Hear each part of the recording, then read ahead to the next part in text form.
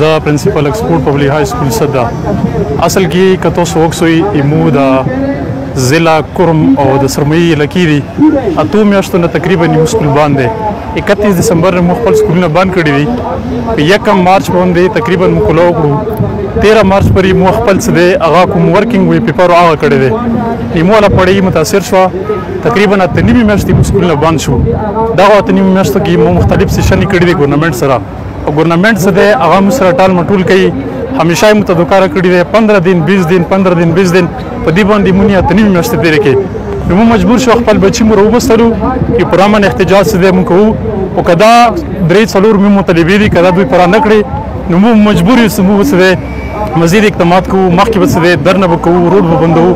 مجبور یو مو ټیچر څه دی متاثر شوي دي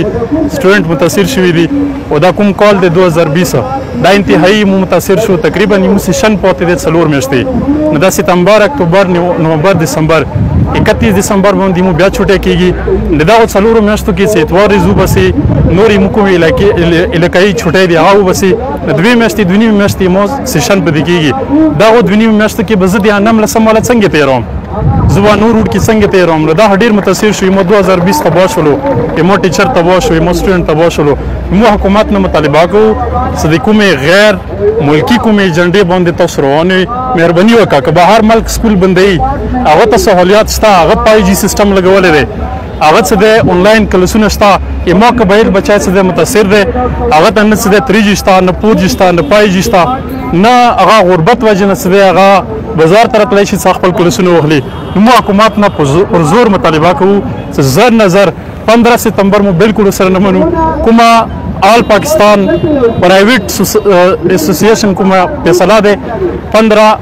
تقریبا اگست دینه مو سکول خلاص کړی دی هیڅ کله مو دوباره خپل سکولونه بندول ته تیار نه یو حکومت نو په زور مطالبه ده صدا مو کومه مطالبه دي د ومنل شي مو تاسو د میډیا ډیر شکرګزار یو چې تاسو مو ته دومره ټایم راکو مودي پروګرام ته مودي احتجاج ته تاسو شکل ویل کو څنګه تاسو اعلی حکام ته ورسو څو پرې د دې احتجاج تعلق دی د ټول پاکستان کې دا احتجاج جاری دی یغي مین واجب ده چې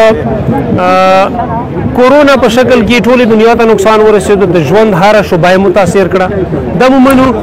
خو اوس د ژوند هر شوبه څومره متاثر او عمرغه طریقې سره کولاو شوي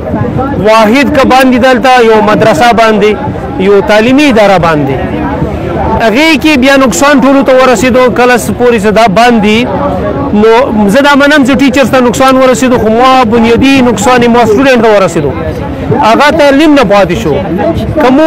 ګرمه علاقې وکسو الته تقریبا اپریل مئی کې بند شو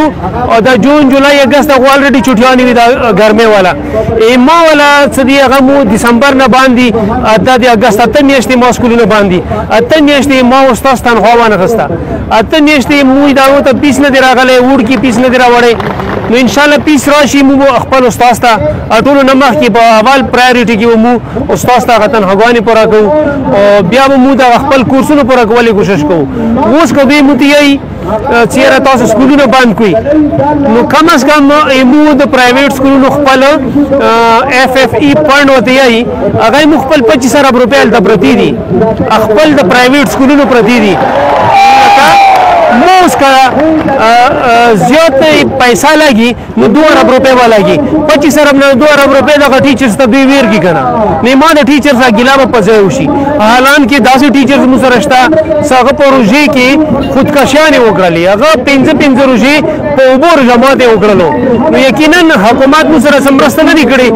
پرون څه کوم اقدام یې سفارون کړي دي اعلان کې مو خو بداوي دا بخي ډیر بیکار او نکار کړي ځکه تخپل قانون نه خبر ایسی سره یا ایډیشنل ایسی سره کوم اختیاراتي د اغونه تجاوز کړي دي سکول نه بغیر ټایم کې راغله بیا د افیس سیل کړو افیس متد حکومت طرف نه کولاو دي په های سکول کې اته ټیچرز ور سره افیس کولاو دي ځکه چې پاره کې د ام سیز دي پاره کې سرټیفیکټس دي دا وډ کې دا ضرورت ولا شان دي هغه د پرون سیل کړي دي اوس مونږ د مطالبه بیا کوو چې هغه سیلونه ختم کی او باقی د سکول ټول پاکستان کې کولاو دي کله ټول پاکستان کومه فیصله و مو ته تیار یو زه خپل ام ډي ویلکم سکول صدا او کابینټ ممبر مو احتجاج ته ویلې مته شو دا د احتجاج نړۍ ویلې نن شروع شوه دې مین وجوهات دا اوس موږ څومره پاکستان په لیول باندې پرایویټ سکول اسوسیشن دی نو د هغو مطابق دا نه چې صرف په کورمي سکولونه کولاوي په ټول پاکستان کې سکولز کولاو شوي دي خو هغه نه بعد بیا چې کله موږ سکولونه کولاو شو سکولونو نه مخکې موږ څه مذکرات یا روانو څه ډایلاګ یا روانو ایسي ځای هغه زایدینو صاحب سا نو هغه ځای موږ ډایلاګ روانو ډایلاګو په منځ کې کوم ایمو ایډیشنل ایسي دی یوسف هارون صاحب هغه دا وکړو چې په سیکنډ ټایم کې غیر قانوني کوم کار آی وکړو چې یو دوه سکولونه یې موږ ته سیل کړو ای سیل مو مکمل خلاف یو کدا سیل چې د دو بیا کولاو نه کړو او مزید دا باند وساتلو ایمو حکمت عملی به نن مو جوړو هغه به انشاءالله مخکې بیا ته سمو هغه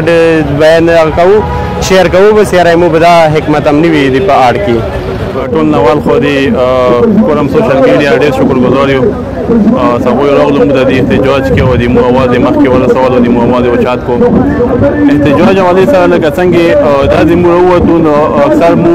پرایویټ سکول نه سپیشلی پرنسپلز او ام ډي ګونز په دې حالت په مو مجبور شول چې په دغه د تعلیم ادارو کولویدو لپاره هیڅ قسم ته پالیسی نه اختیار کړي بلکې همیشه هم دغه د کېدی څنن په کولويږي سبب کولويږي چې کله یو ټیم وی کې دغه ډیټ ته کولويږي چې هغه ډیټ مخې ته راشي